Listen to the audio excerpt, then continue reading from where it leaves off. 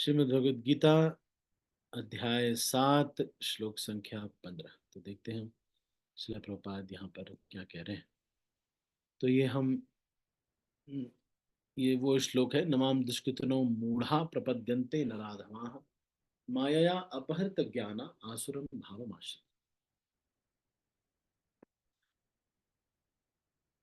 दूसरे प्रकार की दुष्कृति नराधम अर्थात अधम व्यक्ति कहलाता है। तो ये कौन लोग जो कि भगवान की शरण नहीं लेते, वो कौन है? नर का अर्थ है मनुष्य और अधम का अर्थ है सबसे नीच। 84 लाख जीव योनियों में से 4 लाख मानव योनियां हैं।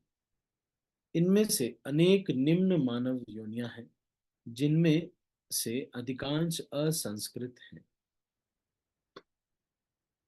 सभ्य मानव योनियां वे हैं जिनके पास सामाजिक, राजनीतिक तथा धार्मिक नियम है।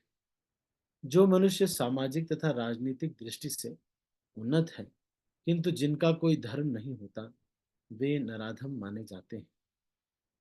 धर्म ईश्वर विहीन नहीं होता क्योंकि धर्म का प्रयोजन परम सत्य को तथा उसके साथ मनुष्य के संबंध को जानना है।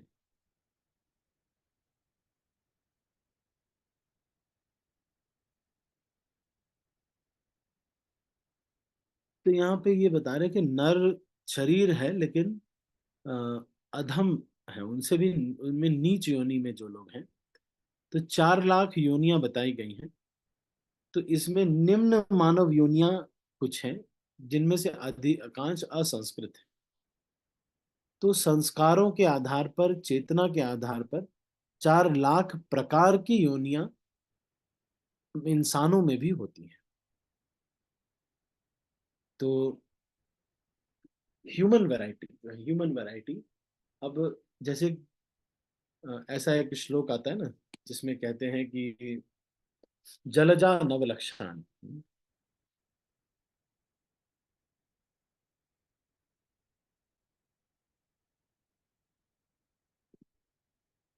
तो ये स्पीसीज के बारे में इसमें बताते हैं। स्थावराः लक्ष्य विंशति, है ना। जलजा नवलक्षाणि स्थावराः लक्ष्य विंशति क्रमयोः रुद्र संख्याककाः पक्षिणां दक्ष लक्षणम् त्रिंश लक्षाणि पशवः चतुर्लक्षाणि मानवाः। ये विष्णु पुराण का एक श्लोक है जिसमें ये बताया गया है कि इस संसार में कितनी योनियां हैं। 84 लाख योनियां किस प्रकार से हैं। जलजा नवलक्षाणि मतलब 9 लाख प्रकार के जीव पानी में रहते हैं। जैसे कुछ मछली है, कुछ कछुए हैं, कुछ मगरमच्छ हैं। उसमें भी बहुत सारी वैरायटीज हैं। तो ये आकार प्रकार के आधार पर वहां पर, इसलिए आकार प्रकार के आधार पर वहां पर भी नहीं, वहां पर भी है कि the more probable they are to attain god, है ना। जैसे कि कुछ जीव ऐसे होते हैं जो कि घास फूस खा के ही रहते हैं, पानी में रह रहे हैं, लेकिन कुछ घास ही खा रहे हो, है ना। और कुछ ऐसे हैं, मतलब वो उस पानी के योनि में भी वो एक हायर प्लेटफॉर्म पे। फिर तो ये चेतना के आधार पर कितना प्रोबेबल है कि ये जीव जो है भगवत प्राप्ति कर सकता है। तो जो कुछ उस वाणी में भी और नीचे योनि के हैं। तो फिर कछुए हैं, वो और थोड़ा नीचे लेवल पे हैं। इस तरह से 9 लाख प्रकार के जानवर पानी में रहते हैं, ऐसा शास्त्र कहता है। जलजा नवलक्षाणी स्थावराह लक्ष्य विंशति, और 20 लाख प्रकार के पेड़ पौधे। क्रमयो रुद्र संख्या का, कीड़े जो हैं वो रुद्र संख्या, मतलब रुद्र संख्या मतलब क्या होता है, 11 रुद्र होते ना, तो 11 लाख प्रकार के कीड़े मकोड़े हैं। पक्षी जो है वो 10 लक्षाणा, 10 लाख प्रकार के पक्षी। त्रिंश लक्षाणी पशव, अब पशु जो 4 पैर पे चलने वाले जो पशु हैं वो 30 लाख प्रकार के हैं पशु। और चतुर्लक्षाणी मानवा, मनुष्य 4 लाख प्रकार के। तो 4 लाख प्रकार के मनुष्य हैं। तो उन्हीं में ये यहाँ पर ये आ रहा है भगवत गीता में जो कह रहे हैं कि इसमें से कुछ है नराधम है, नर है लेकिन अधम है, जैसे जो मांस खा रहे हैं, मतलब चेतना एकदम नीचे चला गया है। इनमें से अनेक निम्न मानव योनियां हैं जिनमें से अधिकांश असंस्कृत है। सभ्य मानव योनियां वे हैं जिनके पास सामाजिक, राजनीतिक तथा धार्मिक नियम है। तो उनके पास कुछ नियम होते हैं, सभ्यता होती है। तो कुछ ऐसे होते हैं जो ये सब नियम नहीं पालन करते।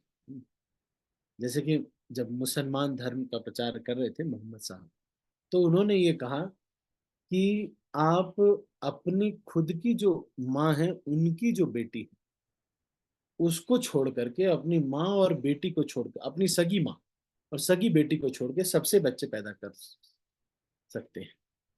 क्योंकि वो लोग अपनी माँ से भी बच्चे पैदा करते थे, वो इतना घृणित स्तर पे पहुंच गए थे, कोई सभ्यता ही नहीं रह गई थी। जो सऊदी अरब इत्यादि में इतना अधिक ये हो गया था। तो मोहम्मद साहब को आकर के बताना पड़ा कि कम से कम अपनी खुद की माँ और अपनी खुद की बहन को तो छोड़ दो। हम्म? तो इनसे आप संतान उत्पत्ति नहीं कीजिए। तो ये क्या है, नराधम लोग, इनका कोई धर्म नहीं, कोई संस्कृति नहीं है, कुछ भी कैसे भी कर रहे हैं। धर्म ईश्वर विहीन नहीं होता, क्योंकि धर्म का प्रयोजन परम सत्य को तथा उसके साथ मनुष्य के संबंध को जानना है। गीता में भगवान स्पष्टतः कहते हैं कि उनसे परे कोई भी नहीं है और वे ही परम सत्य है। मनुष्य जीवन का सुसंस्कृत रूप सर्वशक्तिमान परम सत्य श्री भगवान कृष्ण के साथ मनुष्य की विस्मृत भावना को जागृत करने के लिए मिला है। तो मनुष्य जीवन का सुसंस्कृत रूप सर्वशक्तिमान परम सत्य श्री भगवान कृष्ण के साथ मनुष्य की विस्मृत भावना को जागृत करने के लिए मिला। जो इस सुअवसर को हाथ से जाने देता है वही नराधम है। शास्त्रों से पता चलता है कि जब बालक मां के गर्भ में अत्यंत असहाय रहता है तो वह अपने उद्धार के लिए प्रार्थना करता है और वचन देता है कि गर्भ से बाहर आते ही वह केवल भगवान की पूजा करे। संकट के समय ईश्वर का स्मरण प्रत्येक जीव का स्वभाव है, क्योंकि वह ईश्वर के साथ सदा से संबंधित रहता है। किंतु उद्धार के बाद बालक जन्म पीड़ा को और उसी के साथ अपने उद्धारक को भी भूल जाता है, क्योंकि वह माया के वशीभूत हो जाता है। यह तो बालकों के अभिभावकों का कर्तव्य है कि वे उनमें सुप्त दिव्य भावनामृत को जागृत करें। वर्णाश्रम पद्धति में मनुस्मृति के अनुसार ईश भावनामृत को जागृत करने के उद्देश्य से 10 शुद्धि संस्कारों का विधान है जो धर्म का पथ प्रदर्शन करते हैं। किंतु अब विश्व के किसी भी भाग में किसी भी विधि का दृढ़तापूर्वक पालन न होता है और फलस्वरूप 99.9% जनसंख्या नराधम। जब सारी जनसंख्या नराधम हो जाती है तो स्वाभाविक है कि उनकी सारी तथाकथित शिक्षा भौतिक प्रकृति की सर्वसमर्थ शक्ति द्वारा व्यर्थ कर दी जाती है। गीता के अनुसार विद्वान पुरुष वही है जो एक ब्राह्मण, कुत्ता, गाय, हाथी तथा चंडाल को समान दृष्टि से देखता है। असली भक्त की भी ऐसी ही दृष्टि होती है। गुरु रूप ईश्वर के अवतार श्री नित्यानंद प्रभु ने 2 भाइयों जगाई तथा मधाई नामक विशिष्ट नराधमों का उद्धार किया और यह दिखला दिया कि किस प्रकार शुद्ध भक्त नराधमों पर दया करता है। अतः जो नराधम भगवान द्वारा बहिष्कृत किया जाता है वह केवल भक्त की अनुकंपा से पुनः अपना आध्यात्मिक भावनामृत कर सकता है। चैतन्य महाप्रभु ने भागवत धर्म का प्रवर्तन करते हुए संस्तुति की है कि लोग विनीत भाव से भगवान के संदेशों को सुने। इस संदेश का सार भगवत गीता है। विनीत भाव से श्रवण करने मात्र से अधम से अधम मनुष्यों का उद्धार हो सकता है, किंतु दुर्भाग्यवश अ, अ, किंतु दुर्भाग्यवश अ, इस संदेश का सार भगवत गीता विनीत भाव से श्रवण करने मात्र से अधम मनुष्यों का उद्धार हो सकता है, किंतु दुर्भाग्यवश वे इस संदेश को सुनना तक नहीं चाहते। परमेश्वर की इच्छा के प्रति समर्पण करना तो दूर है, ये नराधम मनुष्य के प्रधान कर्तव्य को डट कर अपेक्षा करते हैं।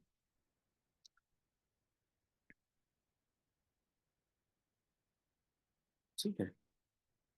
तो यहाँ पर ये नराधम के विषय में बताया गया है जिनका कोई संस्कार इत्यादि नहीं है। तो और आजकल तो बिल्कुल भी संस्कार नहीं होता, मैंने कॉलेजों में स्कूलों में देख रहा हूँ मैं, बिल्कुल ही कुसंस्कारिक जीवन चल रहा है। और घर परिवार में कोई संस्कार नहीं रह गया, और परिवारों में रहन सहन का भी कोई मर्यादा नहीं रह गई।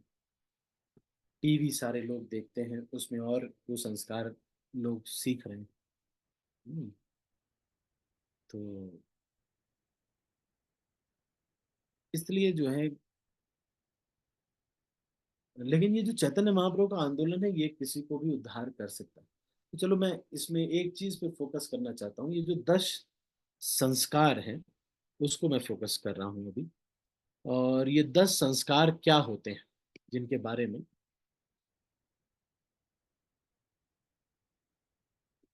यहाँ पर उल्लेख किया गया है।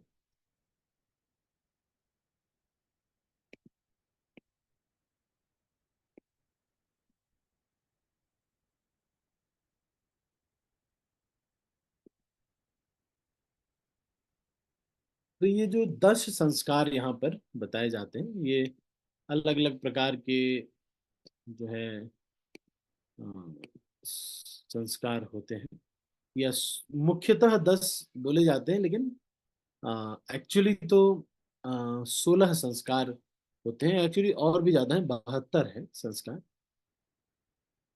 पर यह है कि अब क्या करना चाहिए, तो उसको हम थोड़ा सा पढ़ते हैं ना, क्या कह रहे हैं। तो सबसे पहला जो संस्कार है, जो वो है गर्भाधान संस्कार।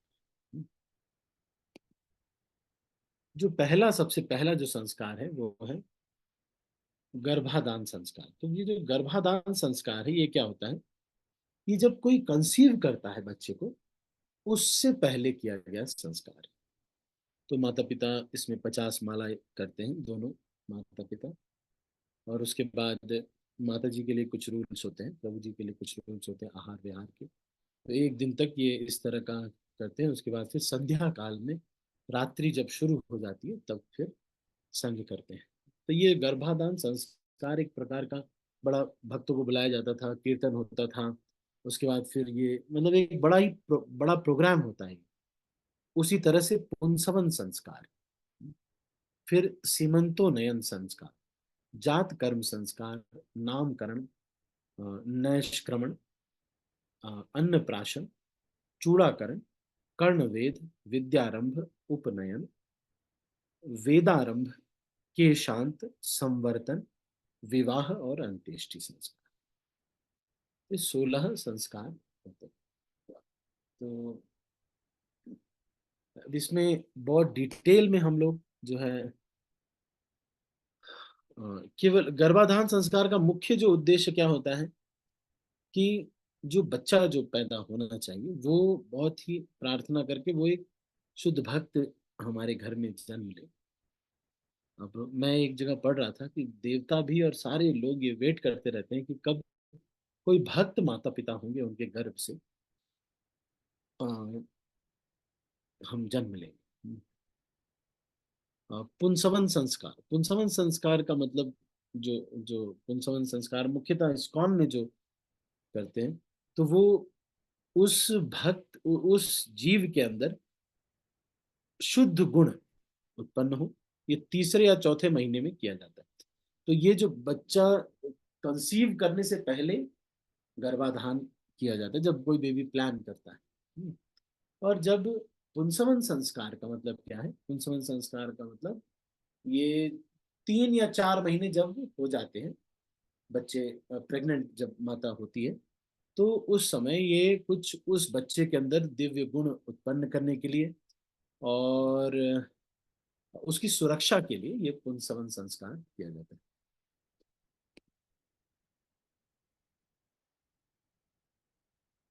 7वें महीने में सीमंतोनयन संस्कार होता है। सीमंतोनयन संस्कार क्या है?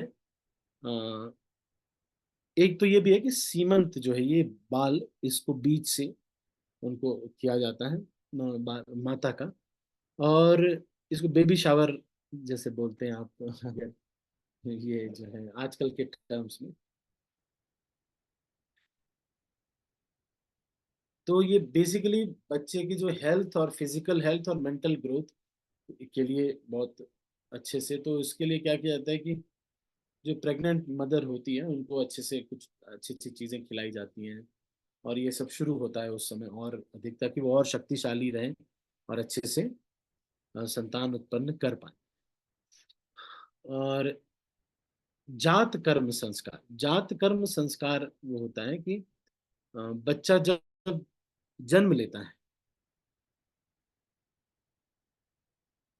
तो उस समय ये संस्कार किया जाता है। उस समय क्या होता है कि बच्चे को के लिए मंत्र कुछ उच्चारण करते हैं जिससे कि वो स्वस्थ हो जाते। तो ये सारी जो है जो मंत्र है, ये षट क्रिया सारार्थ दीपिका,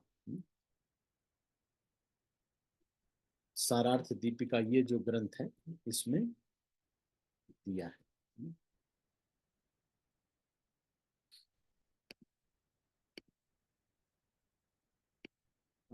संस्कार दीपिका भी ऐसे बोलते हैं इसको। इंटरनेट पे भी ये अवेलेबल है, इस्कॉन के जो है ये कोई भी आप इसको पढ़ सकते हैं। किसी को चाहिए तो मुझसे भी ले सकते हैं।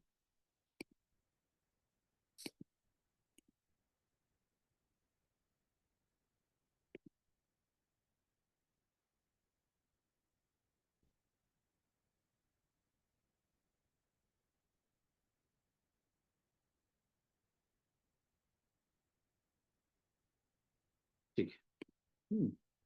तो मैं आपको बता रहा था कि संस्कारों के बारे में ना।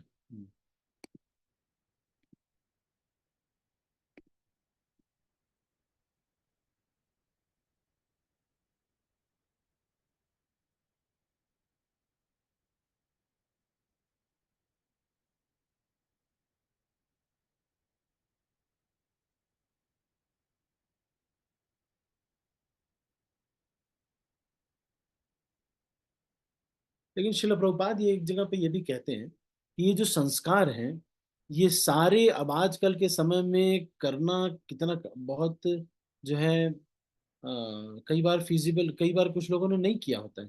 जैसे बच्चे पैदा हो गए उसके बाद फिर इस्कॉन में जुड़े, तो जब से हमको पता चल जाए तब से प्रयास करना चाहिए कि इस तरह का हम अगर कार्यक्रम कर सकें, अगर हम अपने जो है ये सारे संस्कार कर सकें तो फिर ये बहुत अच्छा होता है। तो श्रील प्रभुपाद इसको बोलते हैं कि हाँ सही बात है कि आज के समय में कई बार ये संस्कार इत्यादि नहीं किए जा सकते हैं, लेकिन ये 10 मुख्य संस्कार जो हैं उनको तो कम से कम, जैसे गर्भाधान इत्यादि हैं कुछ, या वो प्रयास करना चाहिए। अगर हम डिवोटी हैं तो हम उसको कर ले, है ना। तो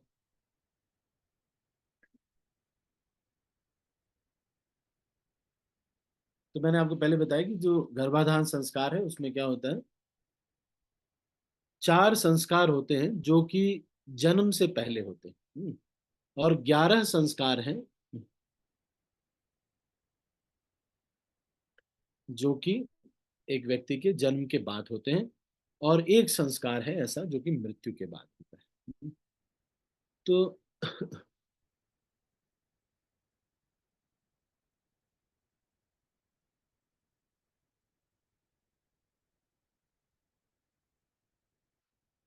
ठीक है, तो ये मैंने आपको बताया, इसके मंत्र भी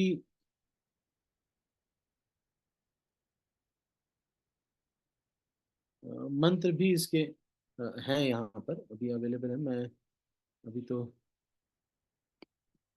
अभी तो इसको अभी नहीं पढ़ने की आवश्यकता है। आप तो सीमंतोनयन, जात कर्म, फिर नामकरण। नामकरण में कुछ दिन बाद ही नामकरण संस्कार होता है। तो उसमें जैसे जन्म हुआ तो उसके कुछ समय के बाद ही इनका नाम दिया जाता है। तो ऐसा नाम दिया जाता है जो कि भगवान से संबंधित हो, जिसका नाम का मतलब उसको और इंस्पायर करो। फिर निष्क्रमण संस्कार है। निष्क्रमण का मतलब उनको फिर जो सौरी होती है, सौरी या फिर जो जहाँ बच्चा हुआ रहता है, मेटर्निटी वार्ड, वहां से बाहर ले जाया जाता है। अब आजकल तो क्या होता है कि भाई हॉस्पिटल में जन्म हो गया तुरंत अगले दिन बाहर निकाल दो, ऐसे होता है। पर ये अब ऐसा भी फॉलो कर सकते हैं कि वहां से आ गए उसके बाद कहीं पर हम सेफ रहे, शाम को लेके आ गए, और धूप में या फिर बाहर जो है बच्चे को पहली बार जब ले जाते हैं तो ये जो है इसको बोलते हैं। तो कहीं बाहर मतलब ऐसे बच्चा तो घर में तो रहता ही है, लेकिन कहीं उसको बाहर, ऐसे कि 2-4 महीने के बाद जन्म के इसको कर सकते हैं, है ना? ठीक है। तो अन्नप्राशन। अन्नप्राशन का मतलब जब 8 महीने का बच्चा हो जाता है या 7 महीने का, 6 महीने, जब से वो अनाज उसको पहले खिलाना शुरू किया जाता है तो इसको अन्नप्राशन संस्कार बोलते हैं। तो फिर अ, एक फिर जो है मुंडन होता है, आप सब लोग जानते हैं। फिर कर्ण वेद होता है, कान छेदा जाता है। ये 5वें साल पे या तीसरे साल पे कान छेदा जाता है, छोटा छोटा छेद किया जाता है। तो पहले साल पे और तीसरे साल पे मुंडन संस्कार किया जाता है।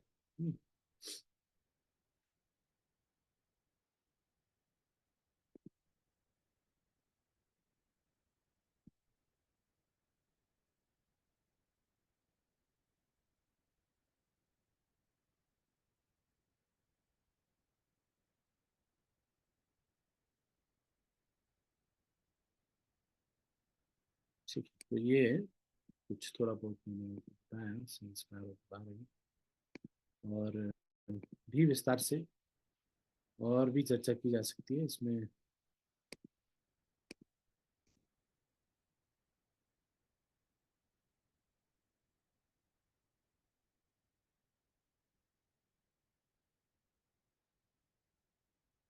तो हम मैंने जो आपको शुरू में बताया था, निष्क्रमण, चूड़ाकरण, अन्नप्राशन, चूड़ाकरण, कर्णवेद, है ना? तो इन्हीं सबको इस एक को जो है ये बोला जाता है। ठीक है। फिर अ,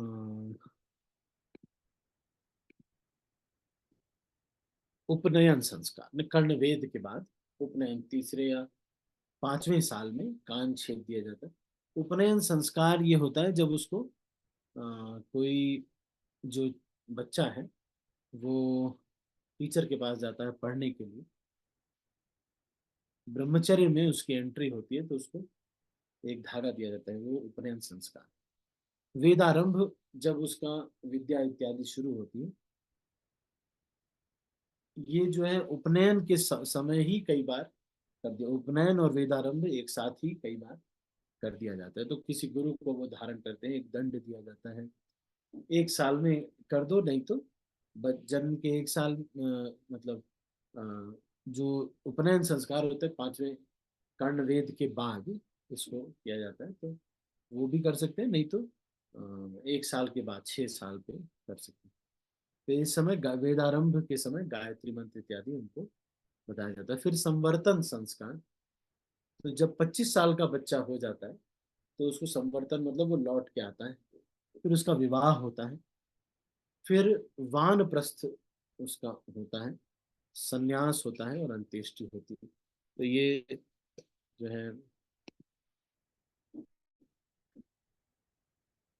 अलग अलग है ना संवर्तन, जो एक ये भी, ये तो कुछ और उसमें एक्स्ट्रा इन्होंने डाला है, पर हम जो मैंने पहले जो बताया आपको वो मुख्य मुख्य है, मतलब तो ये इस्कॉन में अब ऐसे करने लगी, संस्कार संन्यास वगैरह को इंक्लूड करने लगी। तो वेदारंभ जब हो गया तो उसके बाद केशांत मतलब फिर बाल काट दिए जाते हैं। फिर उस दिन उनका फिर जब वो कुछ समय के बाद फिर 25 साल पे संवर्तन होता है, फिर विवाह होता है, अंत्येष्टि होती है। और विवाह मतलब विवाह संस्कार आप जानते हैं जो आजकल ये तिथि के अनुसार करते हैं। और अंत्येष्टि मतलब जब किसी मृत्यु हो जाती है उसके बाद ये करते हैं। तो ये थोड़ा बहुत है संस्कार के बारे में। वैसे आप ये बुक भी पढ़ सकते हैं। मैं तो इसमें इसके बारे में और विस्तार से शक्तिया सारार्थ दीपिका में इसके बारे में और विस्तार से दिया गया है। तो मैं इसके ऊपर एक सेशन लूंगा कभी, इसके ऊपर कि संस्कारों का क्या मतलब है, कैसे एक भक्त को करना चाहिए, ये संस्कार कैसे होता है, वो संस्कार कैसे होता है, इसके विषय में मैं एक सेशन लूंगा। एक सेशन में नहीं होगा तो 2-3 दिन का सेशन लूंगा। ठीक है, तो मुख्यतः आज हमने संस्कारों के बारे में चर्चा किया। आप और बाकी आप सभी का बहुत बहुत धन्यवाद। यहाँ पर आज ये बात हुई कि भाई जो अधम पुरुष है वो कौन है, अधम मनुष्य। तो ये जो संस्कार जिनके अंदर नहीं, जिनका कोई धर्म नहीं है, कोई कल्चर नहीं है, वो सब धीरे धीरे इसी का ग्रेडेशन करते करते वो मनुष्य ये 4 लाख योनियां हैं। तो अभी हम इसको यहीं पर समाप्त कर रहे हैं। आपको कोई प्रश्न तो नहीं है? Any question?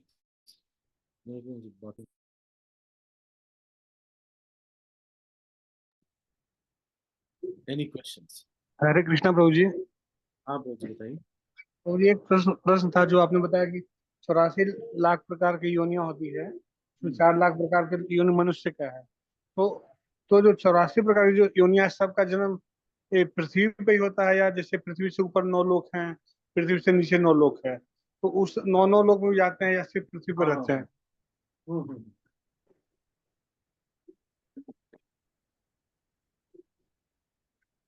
ये ब्रह्मा जी तक मनुष्य ही है।